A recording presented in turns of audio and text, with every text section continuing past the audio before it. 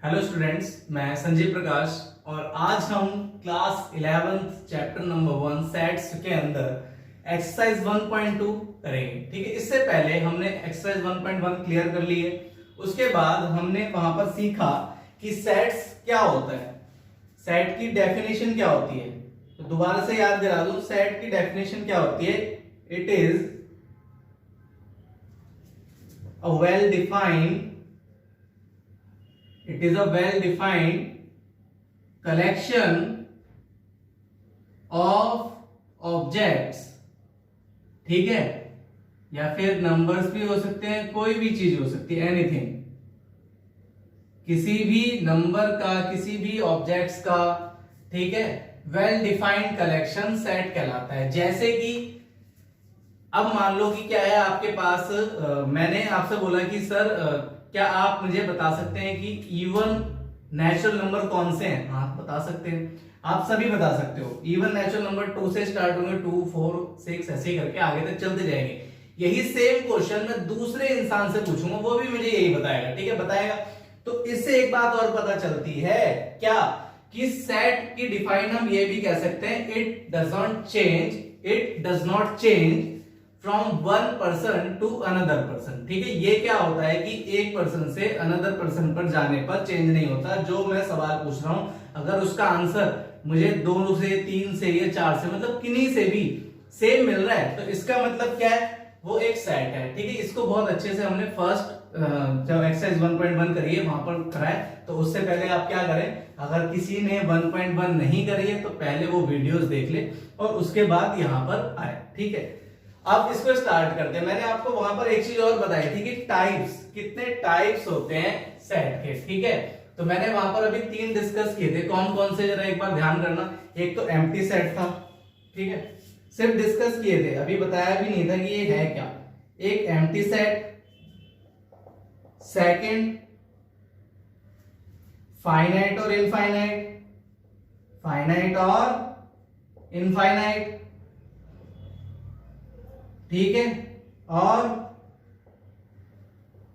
Equal set. ठीक है, fourth power set, fifth universal set. Sir ये है क्या, आपने इतने सारे नाम तो बता दिए। कोई नहीं, सारे बताऊंगा। मैंने बताया था कि आपको ये दोनों हम बाद में डिस्कस करेंगे, इससे पहले हमें एक टॉपिक क्लियर करना है। ठीक है, सबसेट का। तो हम क्या कर रहे हैं, अभी इन तीनों की बात करेंगे। ये जो एक्सरसाइज है, इस एक्सरसाइज में आपकी ये तीनों टॉपिक के ऊपर है, empty set, finite set, equal set. मैंने आपको एक चीज और बताई थी कि एम्प्टी सेट को हम नल सेट भी कह देते हैं, ठीक है, और वॉइड सेट भी कह देते हैं, वॉइड। ठीक है, तो अगर इन तीनों में से कोई भी नाम आपका क्वेश्चन में आ रहा है तो कंफ्यूज नहीं होना। उसका मतलब क्या है कि एम्प्टी सेट, नाम से ही पता चल रहा है कि खाली सेट। ठीक है, चलो आगे बढ़ते हैं। ये तो थोड़ा सा पिछला मैंने आपको रिवाइज कराया कि क्या क्या हमने पढ़ा है उस वीडियो के अंदर जो हम ऑलरेडी अपलोड कर चुके हैं 1.1 की। ठीक है, क्वेश्चन पढ़ लो यार, क्वेश्चन पे आते हैं, तभी थोड़ा सा इसमें ना मजा आएगा। थोड़ा सा बोरिंग चैप्टर है लेकिन इंटरेस्टिंग भी है। अगर आपने एक बार समझ लिया, बहुत इंटरेस्टिंग है, फुल मार्क्स आते हैं इसके अंदर। क्वेश्चन नंबर 1 क्या कह रहा है, which of the following are examples of null set. अभी मैंने आपको बताया नल सेट का मतलब क्या। सर नल सेट का मतलब आपने बताया हमें कि एम्प्टी सेट। ठीक है, एम्प्टी सेट का मतलब क्या होता है, नल सेट होता है, तो एक ही बात है। तो और मैंने क्या बताया, एम्प्टी सेट नाम से ही पता चल रहा है, खाली, ऐसा सेट जिसके अंदर कोई भी एलिमेंट ना आए, जिसके अंदर कोई भी एलिमेंट ना आए, यानी कि सिर्फ ये।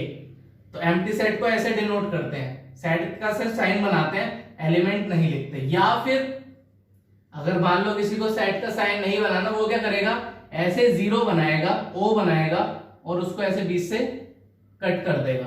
इसको बोलते हैं हम फाई। क्या बोलते हैं, फाई। तो आप इससे भी डिनोट कर सकते हैं और इससे भी डिनोट कर सकते हैं, किसको, एम्प्टी सेट को। अभी चलो इसकी बात करते हैं, क्वेश्चन पढ़ते हैं। Set of the odd natural number divisible by 2। ठीक है, ऐसे ऑड नंबर बताओ जो 2 से डिविजिबल हो जाए। यार ऑड नंबर कौन कौन से होते हैं, जरा 1, 3, 5, 7, 9, ये चलते जा रहे हैं, हमें नहीं पता कहां तक जा रहे हैं। ठीक है, क्या इनमें से कोई भी नंबर 2 से डिवाइड होगा, नहीं होगा। सर 2 से डिवाइड नहीं हो सकता, ये डिविजिबल नहीं है ये 2 से, क्योंकि ऑड नंबर कभी भी 2 से डिवाइड नहीं हो सकते। तो इसका फर्स्ट का आंसर मैं क्या लिखूंगा, yes it is null set, yes it is null set या फिर एम्प्टी सेट। तो फर्स्ट का आप लिख लेंगे नल सेट। सेकंड पे आ जाओ, set of even prime number. कह रहा है इवन प्राइम नंबर, पहले प्राइम नंबर की बात कर लेते हैं क्या होते हैं भाई। 2 एक प्राइम नंबर, 3 एक प्राइम नंबर, 5, 7, 11 और ऐसे ही करके आगे भी बहुत सारे नंबर्स हैं जो प्राइम नंबर्स की काउंटिंग में आते हैं।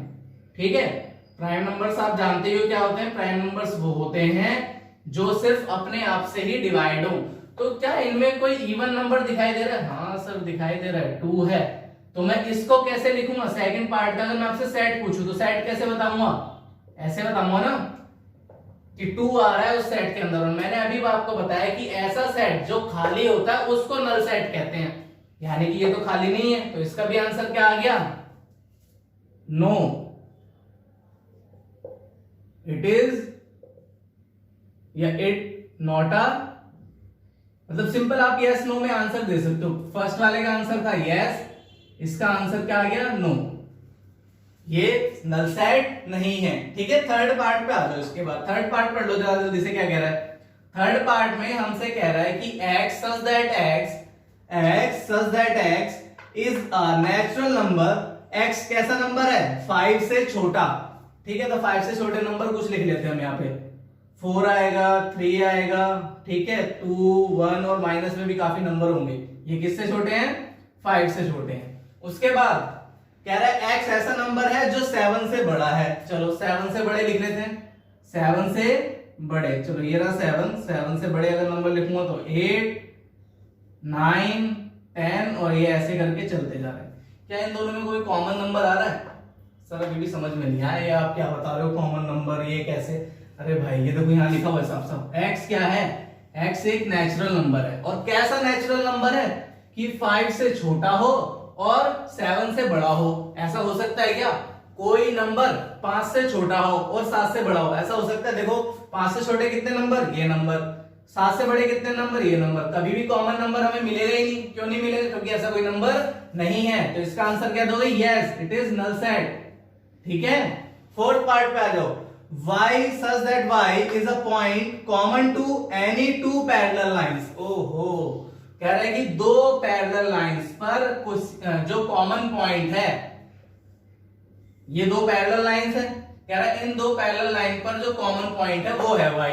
तो एक बार बताओ यार, क्या पैरेलल लाइन पे कोई भी कॉमन पॉइंट आ सकता है? कभी नहीं आ सकता, कॉमन पॉइंट आ ही नहीं सकता। कॉमन पॉइंट आने का मतलब वो लाइन इंटरसेक्ट करेंगी, लेकिन पैरेलल लाइन तो कभी भी इंटरसेक्ट नहीं करेंगी। जब पैरेलल लाइन इंटरसेक्ट नहीं करेंगी तो इसका आंसर क्या हो जाएगा कि हमें कोई भी ऐसा पॉइंट नहीं मिलेगा। तो इसका भी आंसर हम क्या देंगे, yes it is null set. ठीक है, सेकंड पे आ जाओ जरा जल्दी से। Which of the following sets are finite और infinite? ये भी नाम से पता चल रहा है, फाइनाइट सेट वो होते हैं जिस सेट के आप एलिमेंट काउंट कर सकें। जिस सेट के आप एलिमेंट काउंट कर सकें उसको क्या कहते हैं, फाइनाइट। और जिस सेट के एलिमेंट हम काउंट ना कर सके, अनकाउंटेबल हो, ठीक है, तो उसको क्या बोलेंगे हम, इनफाइनाइट बोलेंगे। पढ़ते हैं जरा आगे क्या कह रहा है, क्वेश्चन करने से थोड़ा अच्छा समझ में आ जाता है। The set of months of a year, एक साल में कितने मंथ्स होते हैं? सबको पता है 12 होते हैं, नाम भी पता है। तो यानी कि ये कौन सा सेट हो जाएगा हमारा, जो फर्स्ट वाला है, फर्स्ट वाले का आंसर क्या हो जाएगा, फाइनाइट सेट। क्या हो जाएगा, फाइनाइट सेट। ठीक है, ये फर्स्ट का आंसर बता रहा हूं मैं। Second 1 2 3 dot dot dot dot dot का मतलब क्या है, ये चलता जा रहा है, कहीं एंड नहीं हो रहा। एंड नहीं होगा तो क्या हो जाएगा, इनफाइनाइट हो जाएंगे। हम इसे काउंट ही नहीं कर सकते जब एंड ही नहीं हो रहा तो। ठीक है, तो ये क्या हो जाएगा, इनफाइनाइट सेट हो जाएगा। ठीक है, चलो थर्ड वाले में पढ़ते हैं। 1 2 3 डॉट डॉट डॉट 99 100 तक गया। ये कहां तक गया, 100 तक सर, लेकिन डॉट डॉट तो इसमें भी आ रहे हैं। अरे डॉट डॉट आ रहे हैं इन दोनों के बीच के नंबर के लिए, इन दोनों के बीच के नंबर के लिए। जैसे 4 5 6 7 98 तक जा रहे हैं जो नंबर, उनके लिए डॉट डॉट यूज किया हुआ है। लेकिन एंड वाला पॉइंट तो पता है, जिसका स्टार्टिंग और लास्ट पता है, यानी कि हम काउंट कर सकते हैं। भाई टाइम लगेगा, कोई बात नहीं, 1 करोड़ तक है, टाइम लगेगा हमें काउंट करने में, लेकिन काउंट तो कर सकते हैं। मुश्किल तो है, लेकिन मतलब मुश्किल है, इम्पॉसिबल नहीं है। यानी कि ये क्या हो जाएंगे, फाइनाइट हो जाएंगे सर। चलो फाइनाइट सेट, इसको भी नाम दे दिया। फोर्थ वाले पे पढ़ लेते हैं। The set of positive integers greater than 100 से बड़े पॉजिटिव इंटीजर्स की बात करें, चलो लिखते हैं जरा, 101, 102, 103 लिखते ही जा रहे हैं, खत्म नहीं हो रहे। इसका मतलब क्या हो गया कि सर इनफाइनाइट होंगे। ऐसे तो बहुत सारे पॉजिटिव नंबर हैं, हम जानते हैं कि जो 100 से बड़े हैं, यानी कि क्या हो जाएगा, इनफाइनाइट सेट हो जाएगा। इसको हम कभी फाइंड नहीं कर सकते कि सर इतने ही आएंगे, ठीक है, कभी भी नहीं कर सकते। The set of prime numbers less than 99 से कम प्राइम नंबर, हाँ कर सकते हैं ना, 2, 3, 5, 7, 11, 13 ऐसी करके हम काउंट करते जाएं, और उसने बोलते 99 से ऊपर नहीं जाना, तो ठीक है भाई, 99 से जो छोटे नंबर है लेस देन 99 है, उनको तो हम काउंट कर सकते हैं ना, और काउंट कर सकते हैं तो ये क्या हो जाएगा, बोलो जल्दी से, फाइनाइट हो जाएगा, फाइनाइट सेट। ठीक है, बहुत इजी था। चलो फिर कोई बात नहीं, आगे बढ़ते हैं। अरे बहुत इजी है, ठीक है, थोड़ा सा बोरिंग जरूर लगेगा, लेकिन अगर आपने ये सीख लिया ना कि है क्या, और मतलब इतना मजा आएगा ना इसको करने में। इसमें मार्क्स नहीं कटते स्टूडेंट के, और सबसे बड़ा जो मतलब स्टूडेंट के लिए होता है ना, वो मार्क्स होते हैं। अगर उसके मार्क्स नहीं कट रहे किसी में, इसका मतलब क्या, उसको मजा आ रहा है पढ़ने में। ठीक है, तो इसको ध्यान से पढ़ो, टॉपिक को क्लियर करो, आपके मार्क्स कहीं नहीं जाएंगे, पूरे marks. State whether each of the following set is finite और इनफाइनाइट। ये भी सेम बोल रहा है, कह रहा है कि ये कौन से सेट इनफाइनाइट है और फाइनाइट है। सेम क्वेश्चन हो गया सेकंड की तरह, ठीक है, चलो बता देते हैं। Set of lines which are parallel to x axis, जरा बात करते हैं ये लोग कार्टेशियन प्लेन की। एक्स एक्सिस आ गया ना, तो कार्टेशियन प्लेन आ जाएगा, ये रहा एक्स एक्सिस, ये रहा हमारा वाई एक्सिस। क्या कह रहा है, the set of lines which are parallel to x axis, x axis के जो पैरेलल लाइंस है, क्या उनका सेट बन सकता है, उनको आप डिफाइन कर सकते हैं। देखना जरा, एक लाइन ये, 2, 3, 4, 5, अरे भाई बढ़ती जा रही है, यहाँ चलती जाएगी, यहाँ भी चलती जाएगी, ऐसे करके, ठीक है, बहुत सारी लाइन हो जाएगी। यानी कि इसका मतलब क्या हो गया, फर्स्ट वाले को मैं क्या कह सकता हूँ, सिंपली सर फर्स्ट वाले का आंसर आप बोल सकते हो इनफाइनाइट, क्योंकि इनको हम काउंट नहीं कर सकते। ठीक है, तो मैंने लिखा फर्स्ट वाले का इनफाइनाइट सेट। चलो आगे बढ़ते हैं। The set of letters in the English alphabet, English alphabet के जो लेटर्स हैं, क्या वो एक सेट में आएंगे। इंग्लिश अल्फाबेट के लेटर्स कहां से स्टार्ट होते हैं sir, A B C D E F G H I J करके लिखे, कहां तक जा रहे हैं, Z तक जा रहे हैं। हाँ काउंट हो सकते हैं, क्योंकि 26 ही तो होते हैं, ये तो हमें पता भी है। ठीक है, ये क्या हो जाएंगे, फाइनाइट हो जाएंगे। ठीक है, और इन सब के आपको रीजन देने हैं। ये बात जो मैं आपको बोलकर बता रहा हूं, ये आपको लैंग्वेज में लिखनी है वहां पर। ठीक है, रीजन देना है। जैसे इसका रीजन क्या हो जाएगा, इसका रीजन ये हो जाएगा, we know that English alphabet has 26 letters. ठीक है, इनके सबके आंसर्स आपको बताने हैं ऐसे करके, क्योंकि रीजन देना है ना। स्टेट वेदर, यहाँ पर भी देखो हमसे सिर्फ एग्जांपल दे रखे थे और पूछा था नल सेट क्यों है, तो आप डायरेक्ट लिख सकते हो इसका आंसर, क्योंकि इसमें बोला नहीं है। ठीक है, इसके अंदर भी नहीं बोला, इसके अंदर लेकिन बोला है, तो इसमें आपको रीजन देना पड़ेगा। ठीक है, the set of numbers which are multiple of 5, 5 के मल्टीपल कितने होंगे 5, 10, 15, चलता जा रहा है 150, 155 और आगे गया 1000, 1005 और आगे चला गया। अरे ये तो भाई बहुत जा रहे हैं, इसका मतलब क्या हो गया, इनफाइनाइट हो गया सर, फाइंड नहीं कर सकते हम इसे। ठीक है, क्या मतलब हो गया इसका, 5 के मल्टीपल जो हैं वो इतने नंबर होंगे जिसको हम काउंट नहीं कर सकते। लाइफ खत्म हो जाएंगे लेकिन नंबर खत्म नहीं होंगे। ठीक है, चलो आगे बढ़ते हैं। फोर्थ पार्ट क्या कह रहा है, पढ़ लो जरा। फोर्थ पार्ट कह रहा है, this set of animals living in on the earth. ये बहुत इंपॉर्टेंट है, इसको बताओ जरा, इसका क्या होगा। Set of animals living on the earth, earth के ऊपर रहने वाले, मतलब जो जानवर हैं, जो एनिमल्स हैं, उनका क्या सेट बन सकता है, आप बताओ, बन सकता है नहीं बन सकता। अरे भाई बन सकता है, भले ही बहुत बड़ा नंबर है, भले ही मैं आपको कह रहा हूं कि हाँ बहुत बड़ा नंबर है, हम नहीं जानते कि कितना बड़ा है, लेकिन फाइनाइट है, अगर हम करना चाहें तो कर सकते हैं। ठीक है भाई, अर्थ के ऊपर जितने एनिमल रहते हैं उनको तो हम काउंट कर सकते हैं ना, भले ही मुश्किल काम है लेकिन नामुमकिन नहीं है। तो इसलिए इसको मैंने लिख दिया finite. The set of circles passing through the origin, ये रहा हमारा कार्टेशियन प्लेन। कार्टेशियन प्लेन बनाने के बाद कह रहा है कि ओरिजिन से कितने सर्कल पास हो सकते हैं। ये तो हम बचपन से पढ़ते आ रहे हैं यार, मतलब मेरे ख्याल से शायद 6th क्लास से हम पढ़ते आ रहे हैं कि एक पॉइंट से इनफाइनाइट नंबर ऑफ जो सर्कल्स हैं वो पास हो सकते हैं, ठीक है। और 9th क्लास में हमने इसके ऊपर एक थ्योरम भी पढ़ी है कि 1 पॉइंट से कितने भी सर्कल ड्रॉ हो सकते हैं और 2 पॉइंट से भी हमारे काफी सारे सर्कल ड्रॉ हो सकते हैं, लेकिन जो हमारा 3 पॉइंट है उससे सिर्फ एक सर्कल पास होता है, ठीक है, 3 नॉन कोलिनियर पॉइंट से। तो चलो इसको हम आंसर क्या लिख देंगे सर, इसका आंसर लिख देंगे कि इनफाइनाइट नंबर ऑफ सर्कल पास हो सकते हैं किससे, 0 0 से। तो इसका भी आंसर क्या आ जाएगा, इनफाइनाइट सेट, ठीक है। तो इसको आप नोट कर लो बहुत जल्दी से, ठीक है, अपनी बुक में लिख लो यार, ठीक है। जहां आपको जरूरत है कि आपको नोट्स बनाने हैं तो वहां नोट्स जरूर बनाना। एग्जाम के टाइम में सबसे ज्यादा काम आने वाली एक ही चीज है, आपका रजिस्टर, आपका रजिस्टर, आपका रजिस्टर। आपने अगर अपना रजिस्टर मेंटेन कर लिया, ठीक है, एग्जाम में मार्क्स आपके अच्छे आएंगे। क्योंकि एग्जाम में क्या होता है ना, आपने रजिस्टर को ज्यादा टाइम नहीं लगाना, रजिस्टर खोलना और पढ़ना है। नहीं तो लास्ट में क्या होता है, सर ये वाला क्वेश्चन मैं नोट ही नहीं करा था, ये सर ने इंपॉर्टेंट भी बताया था, अबे यार ये मैं सोच रहा था उसमें से कॉपी कर लूंगा, ठीक है। ये सब नहीं करना है यार प्लीज, आपको ये करना है रजिस्टर स्टार्टिंग से मेंटेन करके चलना है। तो चलिए समझते हैं। क्वेश्चन नंबर 4 हमसे क्या कह रहा है, in the following state whether A equal to B और नॉट। यहां पर सेट की बात हो रही है, ए क्या है, एक सेट है, बी क्या है, एक सेट है, ए और बी क्या इक्वल सेट है। इक्वल सेट के लिए पहले थोड़ा एक समझ लेना, इक्वल सेट कौन से होते हैं, नाम से ही पता चल रहा है यार। इक्वल यानी कि इक्वल, इक्वल किस वे में इक्वल बोल रहा है, इक्वल हमसे बोल रहा है कि एग्जैक्टली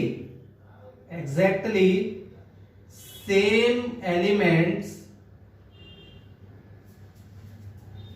जैसे ए और बी है, ठीक है, if A and B are 2 sets, A and B are 2 sets, तो इसका मतलब क्या है, इक्वल सेट का मतलब, इक्वल सेट का मतलब है exactly same elements of A in B.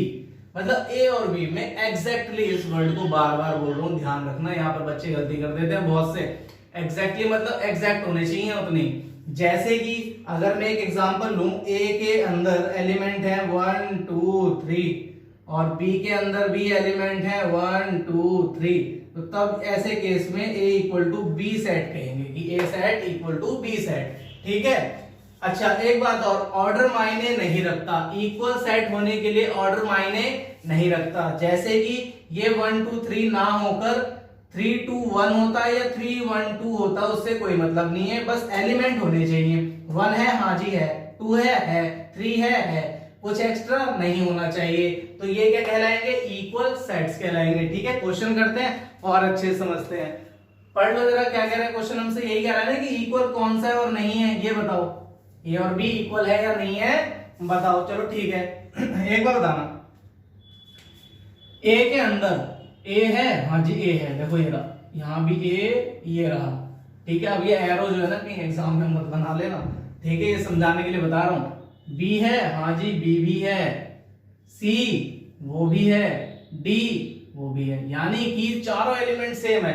ऐसा मैंने क्या बताया अभी थोड़ी देर पहले कि अगर सेम एलिमेंट ए के बी में मिल जाए तो इसका मतलब क्या होगा, वो सेट इक्वल होंगे। तो फर्स्ट वाले के लिए ए इक्वल टू बी, फर्स्ट वाले के लिए ए इक्वल टू बी, ठीक है, ये फर्स्ट का आंसर लिख दिया मैंने। सेकंड में क्या है, 4 8 12 16, 8 4 16 18, ठीक है। रीजन जरूर दे देना क्योंकि इसके सारे एलिमेंट थे, आप यही रीजन दोगे। इसमें क्या रीजन दोगे कि इसके अंदर आपको साफ नजर आ रहा होगा 12 इसके अंदर नहीं है और उसके अंदर 18 है, वो इसमें नहीं है, तो यानी क्या बताओगे, 12 belongs to A but 12 not belongs to B। तो इसका मतलब क्या हो गया, A not equal to B, ठीक है। रीजन क्या दोगे, 12 belongs to A but 12 not belongs to B। और आप 18 के लिए भी ऐसी दे सकते हो, 18 belongs to B but 18 not belongs to A, ठीक है, ये भी दे सकते हो आप, दोनों ही रीजन वैलिड होंगे, सही है। चलो आगे बढ़ते हैं। थर्ड पार्ट में हमसे क्या कहा गया sir 2 4 6 8 10 x such that x is a positive even integer and x क्या है 10 के इक्वल और 10 से छोटा। इवन नंबर 10 से छोटे कितने होंगे 2 4 6 8 10 10 से छोटे और 10 के इक्वल यही होंगे और यही तो लिखे हैं। तो यानी कि इसका मतलब क्या हो गया ये दोनों बातें एक ही हैं।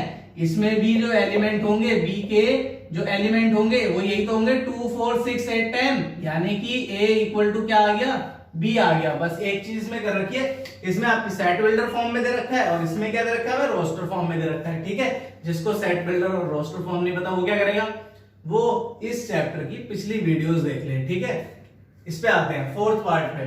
फोर्थ पार्ट में क्या कह रहा है फोर्थ में हमसे कह रहा है x is a multiple of 10 x क्या है मल्टीपल है 10 का। चलो 10 के मल्टीपल लिख लेते हैं पहले। तो हमारे क्या मिलेंगे अगर 10 के मल्टीपल में लिखूंगा 10 20 30 40 और ये आगे चलता जा रहा है हमें नहीं पता कहां तक जा रहा है क्योंकि उसने बोला नहीं है कि किससे छोटा होना चाहिए या लिमिट नहीं रखी उसने। b सेट हमें गिवन है 10 15 20 25 30 और ये भी चलता जा रहा है। यार एक बार बताओ ना 10 तो है 20 भी है लेकिन ये 15 एक्स्ट्रा आ गया ना। मैंने क्या बताया एग्जैक्ट होने चाहिए तो जब एक्स्ट्रा आ जाए उसका मतलब क्या हो गया ये इक्वल नहीं होंगे। इक्वल नहीं होंगे तो क्या लिखकर दिखाऊंगा a not equal to b। ठीक है चलो आगे बढ़ते हैं। फिफ्थ पार्ट पढ़ लो जल्दी से। फिफ्थ पार्ट क्या कह रहा है are the following pair of the sets equal give reason. Reason भी देने और इक्वल है क्या नहीं ये बताने। चलो पहले देख लेते हैं क्या है। ए तो दे रखा है 2 और 3 का एक सेट है ठीक है और हमसे बोला गया कि b एक ऐसा सेट है x is a solution of this equation. तो ठीक है इस इक्वेशन को सॉल्व कर लेते हैं ना। यार एक बार बताओ ये कौन सी इक्वेशन नजर आ रही है क्वाड्रेटिक नजर आ रही है।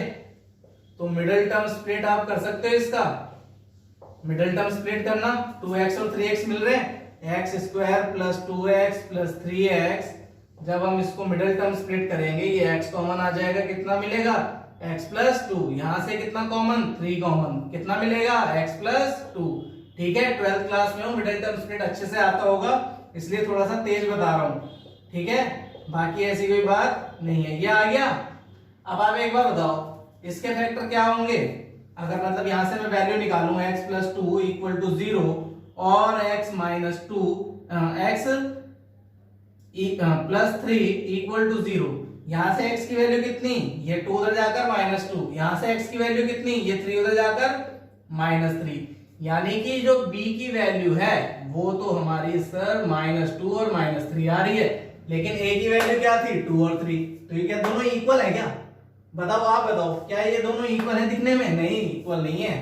ठीक है तो यानी कि a not equal to b सही है। रीजन में आप ये सॉल्व करके दिखाओगे और बताओगे 2 and 3 belongs to a and 2 and 3 not belongs to b। ठीक है इसको बता देना। चलो सेकंड पे आते हैं। x is a letter in the word follow। x is a letter in the word follow मतलब follow वर्ड में जो लेटर आ रहे हैं पहले उसका एक सेट बनाते हैं। ठीक है सेट कैसे बनाते हैं देख लो कैसे बनाते हैं भाई। a इक्वल टू इस फॉलो में जितने भी अल्फाबेट आ रहे हैं उनको लिख लो। f आ रहा है आ रहा है o आ रहा है आ रहा है l आ रहा है उसके बाद l आ रहा है आ रहा है। लेकिन याद रखना इस सेट के अंदर एलिमेंट रिपीट नहीं होते। दोबारा बोल रहा हूं सेट के अंदर एलिमेंट रिपीट नहीं होते तो यानी l रिपीट नहीं करूंगा o भी रिपीट नहीं करूंगा। क्या बचा हमारा w बचा ये आ रहा है a के अंदर। b की बात करें b में क्या कह रहा है y is a letter in the word valve.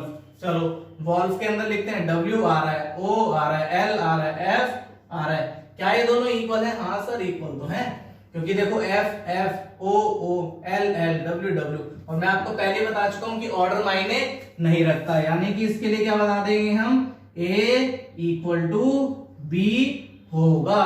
सही है रीजन में आप इसको करके दिखाओगे।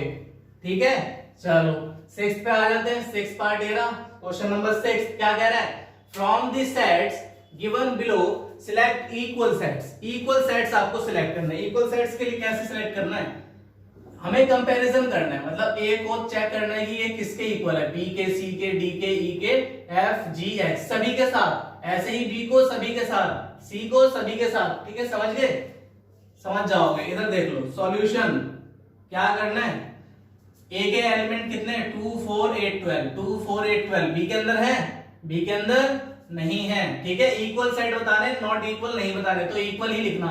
मैं ऐसे लिखकर दिखाऊंगा ए नॉट इक्वल टू बी, इसकी जरूरत नहीं है क्योंकि उसने नॉट इक्वल नहीं बोला, उसने बोला कि सिलेक्ट वो करो जो इक्वल है, तो ये इसके इक्वल नहीं है। चलो इस पे आ जाते हैं, इसमें है 4 8 12 14, ये भी नहीं है। डी, चलो डी भी नहीं है, ई नहीं है, एफ यानी ए तो किसी के भी इक्वल नहीं आ रहा भाई।